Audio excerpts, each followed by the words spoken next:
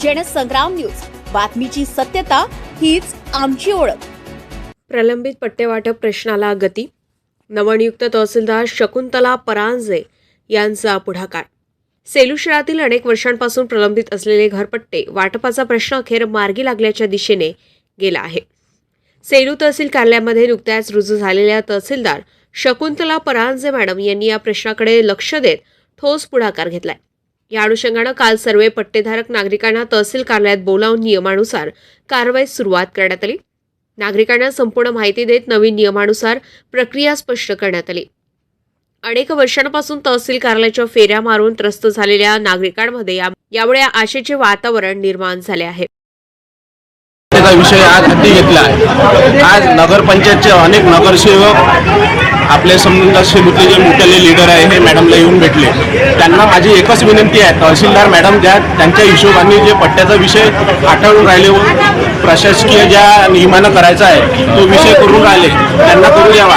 काही आपल्या सेलूतले नगरसेवक का असं करा मॅडम तसं करा, मॅडम ज्या हिशोबाने करून राहिले त्यांना त्यांचं काम करण्यात येऊ द्यावं। आपल्या सेलूतील सर्व जनतेला माझं नगरसेवकांना हस्तक्षेप करू नये असं म्हणणं आहे। हस्तक्षेप करू नये। नगरपंचायतचे सीओ आणि ज्या तहसीलदार मॅडम आहे हा विषय पाहिजे त्यांच्या हिशोबाने जो आहे, कारण की आतापर्यंत एवढे तहसीलदार आले त्यांनी विषय घेतला नाही। सेलूतल्या लोकांच्या पट्ट्यांचं भलं तरी होईल म्हणून तहसीलदार मॅडम ज्या हिशोबाने कारवाई करून राहिले ते त्यांचं काम त्यांना करू द्यावं। आपल्या सेलूतल्या नगरसेवकांनी तिथे मदत कारभार करू नये। ते म्हणतात मॅडम असं करा तसं करा।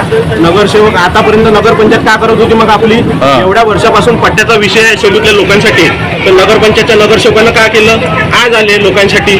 तहसीलदार ज्या मॅडम ज्या हिशोबाने करून राहिले लोकांना त्या हिशोबाने करून द्यावं। नियमानुसार काही नागरिकांनी समाधान व्यक्त केले असले तरी काहींमध्ये नाराजीही दिसून येते आहे। नियमाप्रमाणे संबंधित जागेपैकी केवळ 500 चौरस फूट जागा मोफत मिळणार असून उर्वरित जागा बाजारभावानुसार व नंतर 1.5 पटीने शासनाकडून विकत घ्यावी लागणार आहे, अन्यथा ती जागा शासनाच्या ताब्यात घेतली जाईल असं सांगण्यात आलंय। या जागांवर आधीच मोठे घर उभारलेले असल्याने ती विक्री न केल्यास शासन कारवाई करणार का असा प्रश्न नागरिकांमध्ये निर्माण झालाय। त्यामुळे नवीन तहसीलदार मॅडम यांनी या नियमामध्ये सवलत देत जनतेच्या मागण्या पूर्ण कराव्यात अशी मागणी होते आहे। गणेश खोडके, जनसंग्राम न्यूज, सेलू।